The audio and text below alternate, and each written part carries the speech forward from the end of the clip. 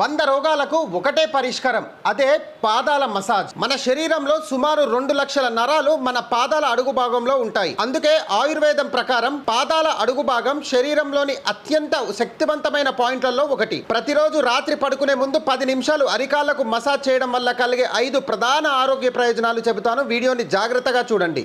Number 1, మీకు నిద్రలేమి సమస్య ఉంటే లేదా రాత్రంతా నిద్ర పట్టక ఇబ్బంది పడుతుంటే దేశీ ఆవు నెయ్యితో అరికాళ్లకు మసాజ్ చేయండి. ఇలా చేయడం వల్ల వాత మరియు పిత దోషాలను నెయ్యి తగ్గిస్తుంది. ఇది నాడీ వ్యవస్థను ప్రశాంతపరిచి గాఢ నిద్ర పట్టేలా చేస్తుంది.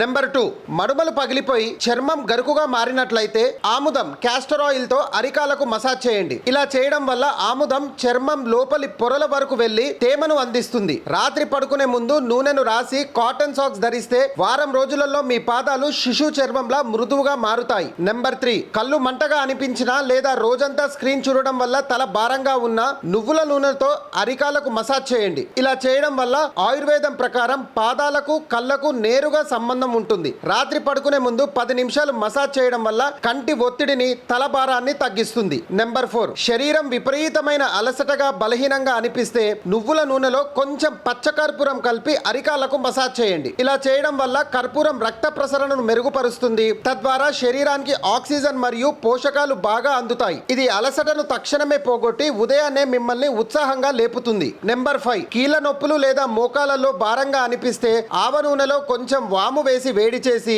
ఆ నూనెతో పాదాలకు మరియు నొప్పులున్న చోట మసాజ్ చేయడం వల్ల ఆవ నూనె సహజమైన పెయిన్ కిల్లర్ లా పనిచేస్తుంది. వాములోని యాంటీ ఇన్ఫ్లమేటరీ గుణాలు వాపులను మరియు నొప్పులను తగ్గిస్తాయి. ఎవ్వరిపై ఆధారపడకుండా ఈ సింపుల్ రెమెడీస్ ని ట్రై చేస్తూ మీ ఆరోగ్య సమస్యలను దూరం చేసుకోండి. ఇలాంటి మంచి ఇన్ఫర్మేటివ్ హెల్త్ వీడియోస్ గురించి మన ఛానల్ ని ఫాలో అవ్వండి. ఈ వీడియో మీకు ఇన్ఫర్మేటివ్ గా అనిపిస్తే ఒక్క లైక్ చేయడం మర్చిపోకండి. ఇంతకుముందు నేను చెప్పినటువంటి ఆరోగ్య సమస్యలతో ఎవరైతే బాధపడుతున్నారో వారి వద్దకి వీడియోని తప్పకుండా షేర్ చేయండి. జై హింద్.